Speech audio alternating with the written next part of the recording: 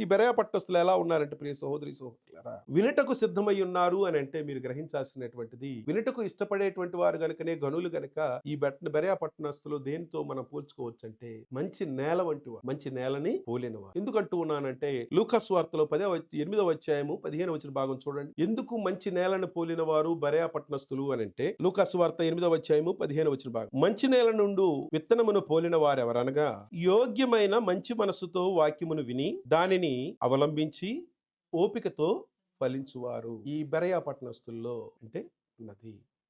వీరు మంచి నేల అనేటువంటి ఆ యొక్క పదాన్ని మనం గమనించినట్లయితే ప్రియ సహోదరి సహోదరులారా, దేవుని వాక్యమును గ్రహించటానికి సిద్ధంగా ఉన్నటువంటి హృదయాన్ని గురించి అది మాట్లాడుతూ ఉన్నది. దేవుని వాక్యాన్ని గ్రహించటానికి, అర్థం చేసుకోవటానికి సిద్ధంగా ఉన్నటువంటి హృదయాన్ని గురించి ఇక్కడ క్రీస్తు ప్రభు తెలియచేస్తున్నాడు ఈ యొక్క మాటల్లో. ఎలా అంటే ఒక యోగ్యమైనటువంటి మంచి మనసును కలిగినటువంటి వారు ఈ యొక్క బెరయ పట్టణస్థులు కూడా అనేటువంటిది మనం గ్రహించాలి. వినటం అనేటువంటిది శారీరకమైనటువంటి వినికిడి మాత్రమే కాదండి. ఆత్మీయంగా గ్రహించటం, అర్థం చేసుకోవటం కూడా చాలా ప్రాముఖ్యమైనటువంటిది దేవుని యొక్క వాక్యం. అయితే చివరికి వచ్చేటప్పుడు క్రీస్తు ప్రభు యొక్క మాటలు ఏమంటున్నాయంటే యోగ్యమైన మంచి మనసుతో విని దానిని అవలంబించి ఓపికతో ఫలించువారు. అయితే చాలా మంది నేను వింటూ ఉన్నానండి, నా యొక్క ఆత్మకి ప్రతిఫలం అనేటువంటిది దొరకట్లేదు, నా యొక్క ఆత్మకి తృప్తి అనేటువంటిది రావట్లేదు అనేటువంటి వాళ్ళు చాలా మంది ఉన్నారు. కానీ ఆత్మకి తృప్తి రావటం అనేటువంటిది,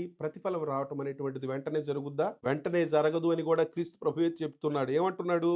ఓర్పుతోనూ పట్టుదలతోనూ ఫలించటానికి ఏమవసరం? మంచి సమయం అనేటువంటిది కూడా.